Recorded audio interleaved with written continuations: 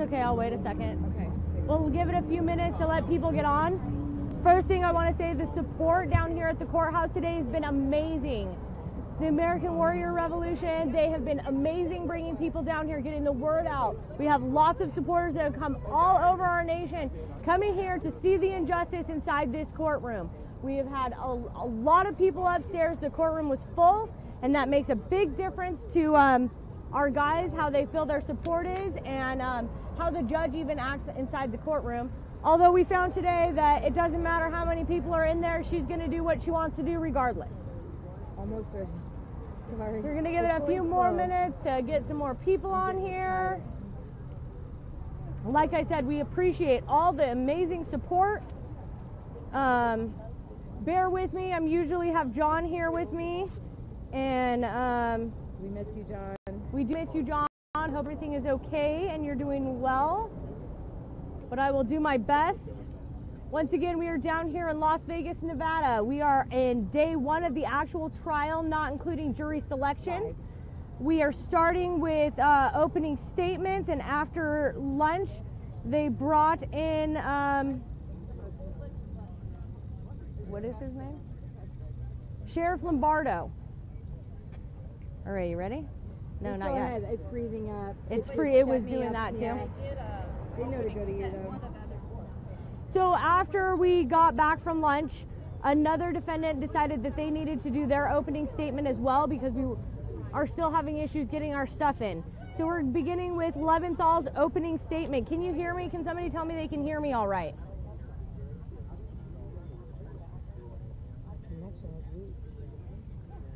Okay, so Leventhal says, what I want you to tell you is there are no Bundys in this case, even though this is not a Bundy trial. There are 3 parts to the so-called Bundy case. 1 is the Bundys, 2 is the militia, and what we have here is these guys. You will hear about the Bundys and court orders. Not one of these guys know about it. Not one of these guys were here in 2014 was in a militia. They will show an email from Ryan Payne. They show the email. They circle that it goes to over 300 people. But none of those people were Eric Parker, Stephen Stewart, or Scott Drexler. He tells the jury to look hard at the evidence and to make sure that it links them to the defendants and the defendants alone. Because they like to put a lot of this evidence in and say, oh, Ryan Payne said this, and they definitely saw it. But they have no proof that these people saw it, and it doesn't go to them directly. So he said, please, jury, look at the evidence and look at it hard to make sure that it is actually linked to these defendants, that it is actually something that these defendants saw. Because I can tell you that Eric Parker, Stephen Stewart, and Scott Drexler did not know of Ryan Payne or of MOA. He said there's backstory. Drexler saw videos and images that made him go to Nevada, a place that he had never heard of. He did not come for cows, and he didn't care about cows. He's talking here, he can't bring up the videos or the images that he saw like we could in the last trial. They're not allowed to bring up the arrest of Dave Bundy where he was beat on the side of the road for taking pictures, and this is not in a closure area because the roads can't be closure areas. He's also talking about the image of the First Amendment area. That is the main reason Eric Parker, Stephen Stewart, and Scott Drexler went down to Nevada, because in America we do not have a First Amendment area. We have a First Amendment. That's right.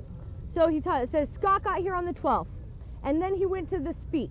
And in the speech, the sheriff says that the BLM are ceasing operations and they're reopening the Gold Butte allotment. Then he puts up the picture of the prayer group, was the first to arrive down in the wash. And he shows the picture, and he circles areas. He says, there's no one on the bridge. There's no one in the abutments. We all know from last trial they're trying to say that they had set up militia there. He circles a man in a blue shirt, and he says, Dennis Michael Lynch, and is a gentleman right here, and he's recording.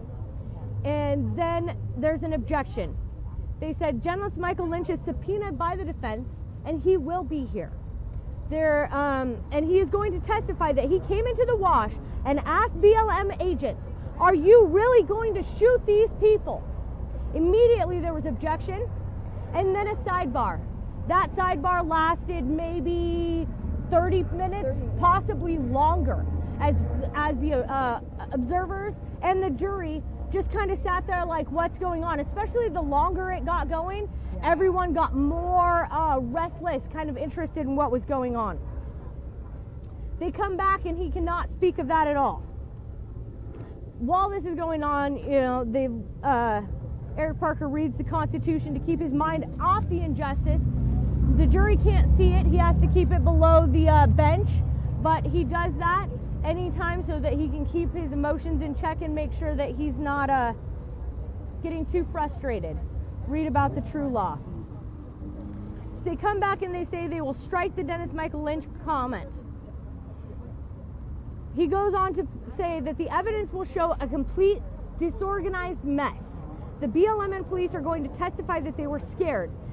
And with thousands and thousands of photos and videos, look for the guns pointing at the people. Or at the officers.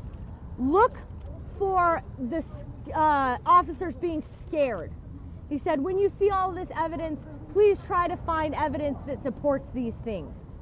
The government is putting a protest on trial here. Then he goes to talk about Scott, that he's 47 with a beautiful daughter and a grandson. And that he's a regular American. And the emails, too, that were sent to Scott Drexler. Or not sent to him. I'm sorry. No, I already went through that. Okay, so the government calls Sheriff Lombardo, who is the undersheriff. He was the assistant sheriff at the time. They go through with him a little bit about his previous work with the police here in the Metro Police here in Las Vegas. He's been with them since 1988. He's been working his way up the ladder since then. He went to Bunkerville as protection for the sheriff who went to visit with Cliven Bundy. He went to tell Cliven that the BLM office had a cease and desist, and that they arrived at the stage area and there were 200 to 300 people. He stated that when he arrived there that the audience at the stage level area were calm, and that Cliven Bundy arrived in a Humvee with a caravan, truck in front, truck behind, full with militia or camo people. They shut yours off.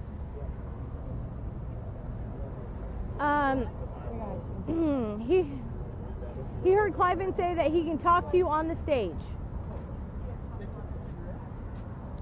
He's saying that after the sheriff spoke, there was rejoicing from the crowd. But after Cliven spoke, there was anger from the crowd. Yeah, the mood changed, he said. They were providing security for Cliven, the men in the camo. And Cliven's speech was unrealistic and demands the crowd got louder. He also said they felt no fear from the law enforcement. The crowd felt no fear from the law enforcement. This is coming from Lombardo himself. The crowd felt no fear from law enforcement. Are they supposed to feel fear from law enforcement?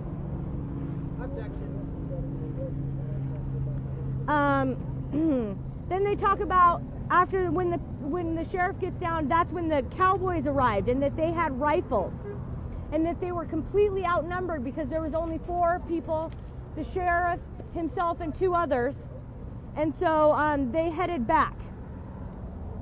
He then was given command of the Metro down at the ICP and went down to the ICP. Now he's given command of the Metro and Metro alone, not of the BLM and what they're doing.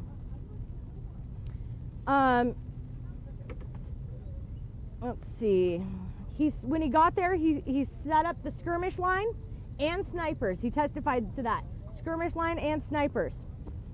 The group continued to grow in size and about the size of the people at the stage area. Back us up real quick on something the sheriff was saying too about the mood. Back to the mood of the crowd. When he was there, because he had said some specifics as far as the crowd was changing, becoming emboldened, that they got louder and they were making derogatory remarks They had no fear of law enforcement, which you said that, but he went further to elaborate, making derogatory remarks when they were bringing up being a constitutional sheriff. We heard the video, and they said things like, you know, be constitutional, uphold the Constitution. Do your job, do your job, and they called that derogatory.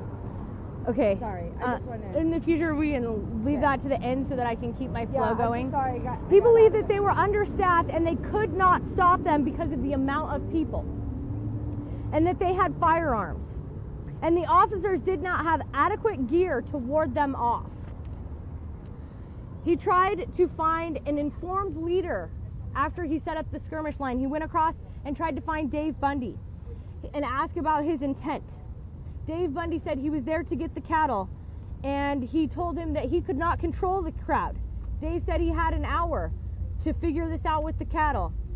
Lombardo said he needed 8 hours to a few days, and the situation was becoming dire because people with guns were moving towards the gate. I would have liked to hear how he could see that from where he was at. He made a decision to release the cattle. So this is Lombardo saying he made the decision over the BLM to release the cattle. He did not know if their training or their experience was adequate in a group setting, and that if an accidental fire had happened, there would be bloodshed.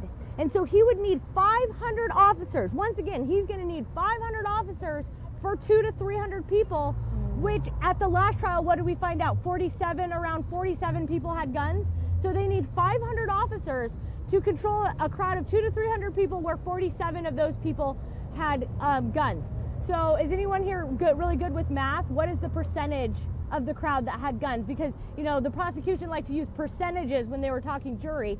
I know it's under a it's under a fourth. It's less than 10%.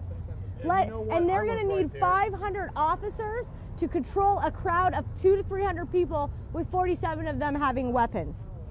And none of those people had the weapons pointed at the BLM. I was there.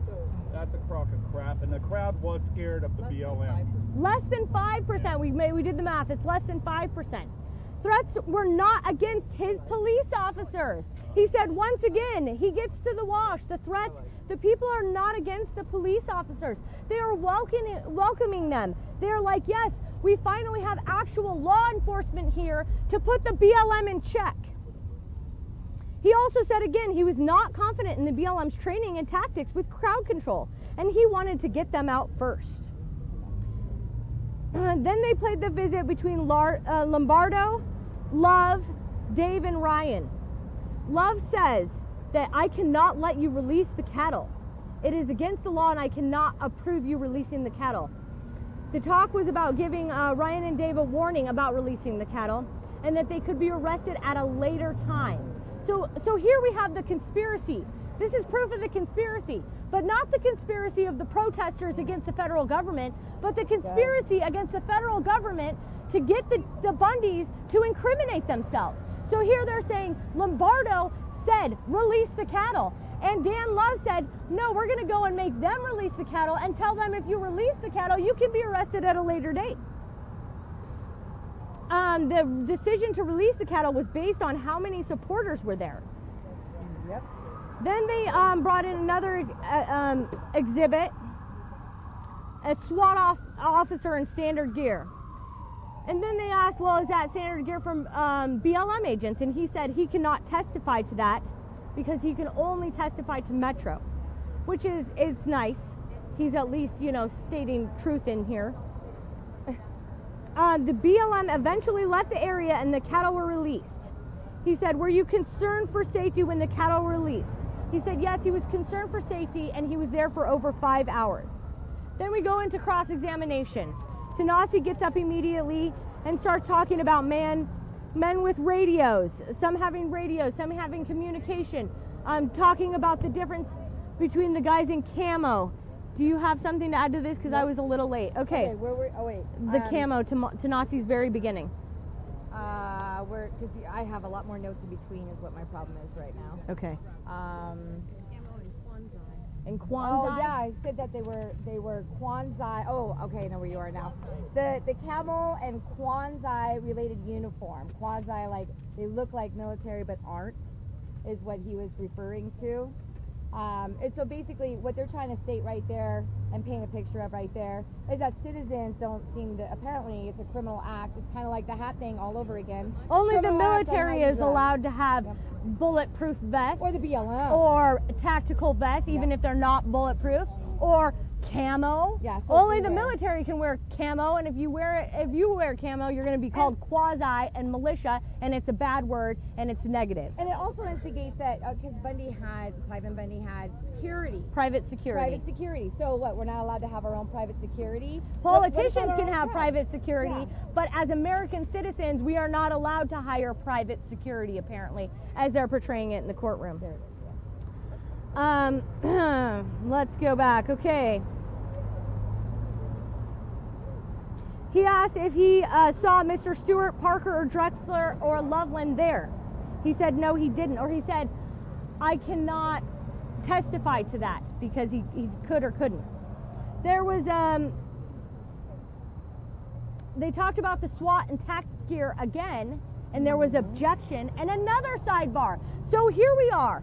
First day, opening statements has taken half the day. We have had direct examination from one witness, and we've had two sidebars that have almost taken up an hour of the court time. What are we doing in here? It's getting to be ridiculous. Oh, but stay with us. The people, other 'cause it thing gets worse. is that before they used to do the sidebars, they would let the jury out of the courtroom, and us, the court observers, and the media could witness their arguments. And the media could then report on those arguments, and we could report on those arguments. Well, they don't want us up in there. They don't want us allowed to see what they're arguing behind in the sidebars, so they changed their tactics. I believe that this is the reason the last day of jury selection, I was singled out and harassed and told that if I do anything in the courtroom, anything at all, including mouth things to the defendants or, smile at my husband, that I will be kicked out. Not for a day like they would the last trial, but for the entire duration of the trial. Let me mind you, I've only been spoken to one time the entire last trial. I have been as good as I possibly could be. And so that's exactly what they're trying to get the people out of the courtroom. They're trying to keep the media from the truth as well as the jurors. Okay. So then Tanasi goes back in. He says, you've decided to have SWAT regress. And he says, no. SWAT was put there to protect the inner perimeter. They have different levels of gear than regular police. Of course, that was objected to again. Yep. And then you have advised the SWAT team to regress. He said, no. Then he said, well, can I show you your prior testimony? And would that refresh your memory? He said, no, it wouldn't, but they showed him. Why?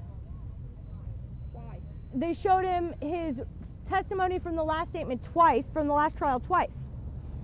And where he said that he had the SWAT team regress. He testified that he had the SWAT team regress because he didn't want to increase the situation and the aggression level by showing people in SWAT gear out there. That's why he didn't let his police officers put on their vests that they had in the vehicles with them. It was because they wanted to de-escalate the situation, not escalate the situation. And this question was objected to multiple times, right? But he had to rephrase the question. He tried over and over again. And over. They weren't going to do another sidebar after they had just finished twice. Almost did. But they were almost there. Then he comes back to, on the 12th, no arrests were made. Are the people, and then he asked, Tanasi asked, are the people supposed to fear the police officers? Of course, this was objected to again, and they weren't allowed to go on. Then Jess came in. Talked about walking across the street with Dave Bundy for communication. Communication helps de-escalate things. That he met with Dave Bundy one time prior. And that he decided an hour and a half before meeting with David, he decided to let the cattle be released. That day was 15 minutes before the body footage of the meeting between Lombardo, Love, Dave, and Ryan Bundy. They tried to get this piece of evidence in that's a video of the what is that? Not the SWAT team. What is the skirmish line? Skirmish line. The skirmish line coming across the street to talk with Dave Bundy with Lombardo. He's there. He's testifying it's fair and accurate. They won't let it in. That's what the big sidebar was about. And so here we are. He watched it for a while. We're all saying, well, they're talking about this. They're discussing what's going on in this video, but we can't see the video. Jess starts to pull up the speech again, the speech on the stage. Ammon starts speaking. He welcomes the sheriff. He tells the crowd, you need to be respectful to the sheriff. You need to treat him with respect because he's an elected official and he has the authority of us. The judge stops him and says, why are you replaying this video? And Leventhal says, well, I've done this before. This is how we've done this, is we play it and we talk about, and I have my questions to the video. And she says, no, we've already seen the video. Ask your question. And if he doesn't remember, we'll watch the video again. So here, once again, we're seeing exactly what happened in Oregon. They have switched tactics. They're going back to, you will only see the evidence once, and then it's all verbal arguments. Once again, they go into the Camel people arriving with Cliven, that they were the crowd was calm. They got louder with celebration after Cliven. They talked about how the BLM was lined up at the gate, but no people were on the bridge. Leventhal asked this to Lombardo. He said, well, were there BLM lined up at that gate? And he said, yes, there were BLM lined up. And then he said, well, were there people on the bridge? And he went back and forth. At first he said yes, and he said no. When you first got there, and you're arriving as all the protesters are arriving, were there people on the bridge? And he says no. It appeared to me at first that Lombardo was even trying to avoid the question. Lombardo was trying to avoid the question and kind of skirt around it, and he had to keep going back into that. Rewording it, yep. He says Love was in charge, that Lombardo was not in charge of the cattle operation until he decided to take it over. There was an objection to that. Was there anyone on the other side? Lombardo went across to talk to Dave Bundy and to try to de-escalate the situation. He asked, where was your other undersheriff? And he talks about in between post 1 and post 2. And he says, well, was he over there to de-escalate the situation on the BLM side? There was an objection to that. And the judge ruled that she did not see the relevance in it because there's nothing to de-escalate on the BLM side, because they can point weapons at you as American citizens for protesting, for objecting to what they're doing. They're allowed to point weapons at you, and they don't have anyone that they have to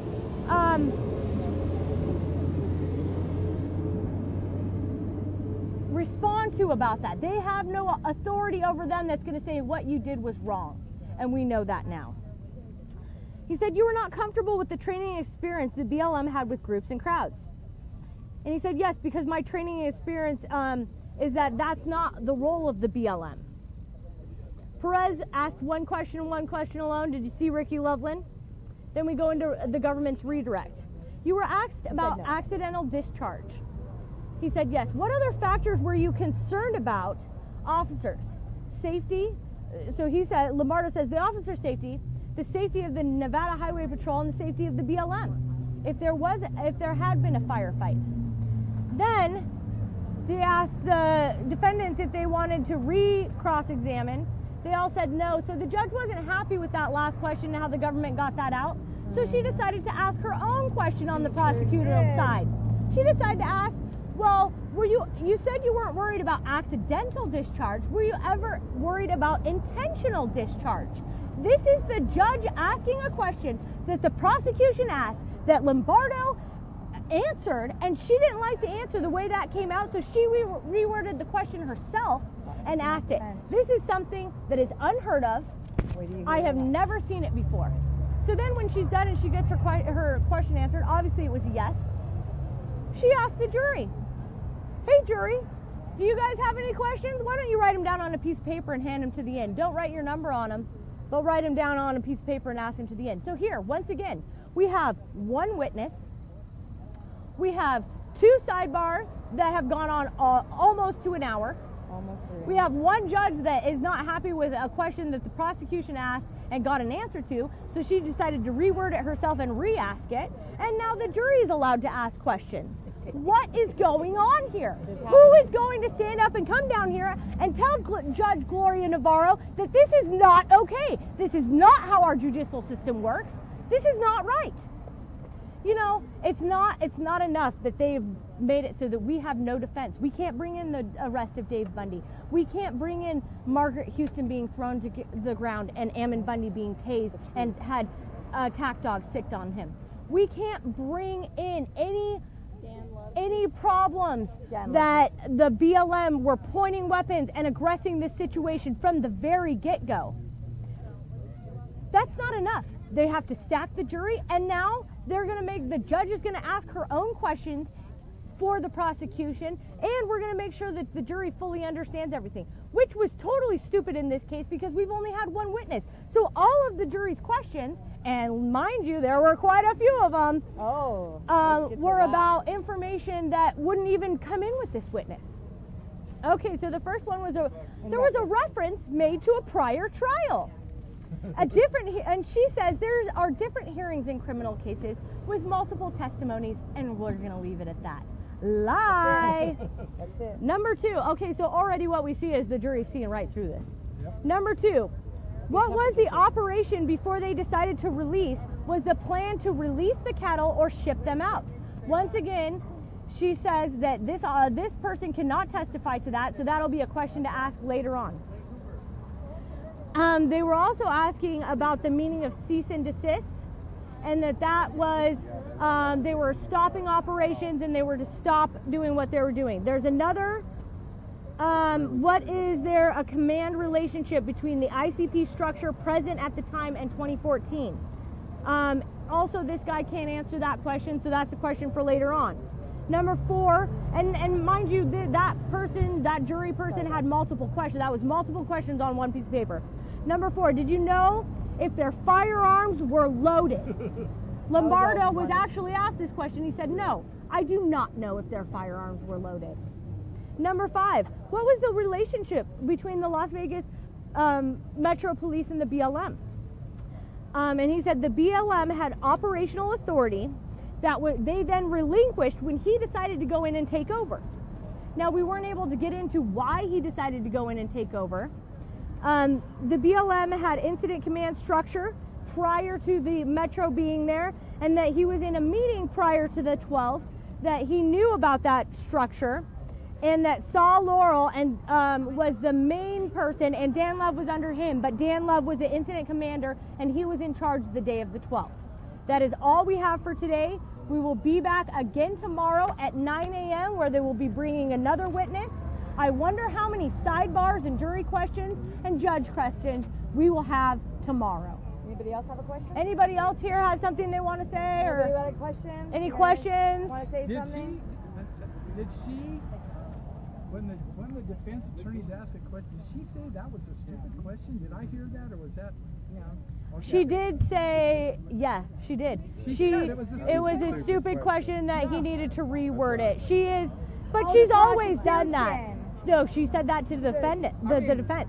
That their question was stupid, but she'll let him go ask it anyway. Oh, now I know what you're talking about. Yeah, that happened. How can you? Oh, God. Yeah, that did happen. I know exactly. I know everyone down here is absolutely shocked. We have media that has sat in courtrooms before. They're absolutely shocked. We have lawyers that have sat in courtrooms before. They're absolutely shocked. People, you do not believe what is going on in the courtroom until you spend an hour upstairs.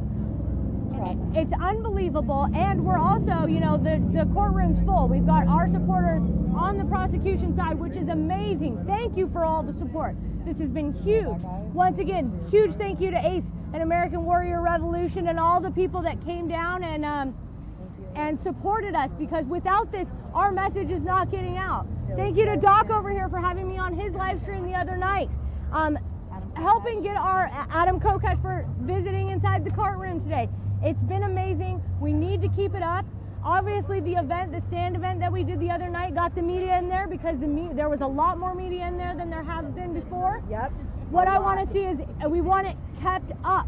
We need people down here. We need people to see the injustice. We need people to be harassed by these marshals so they can write up and say, you know, I wasn't doing anything, and they're coming over to me and telling me you can't sigh, you can't go, you can't smile, you can't have a smile on your face, you can't have a piece of gum in your mouth.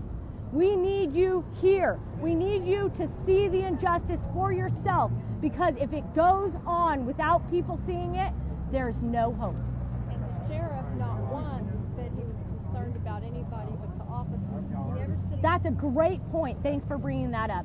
So once again, Sheriff Lombardo, he says he was in fear of his officer's safety. He was in fear of Nevada Highway Patrol. He was in fear of the lives of the BLM. Guess what he didn't say he was in fear of? He wasn't in fear of the people's lives, of the protesters' lives. He didn't care about those 200 to 300 people.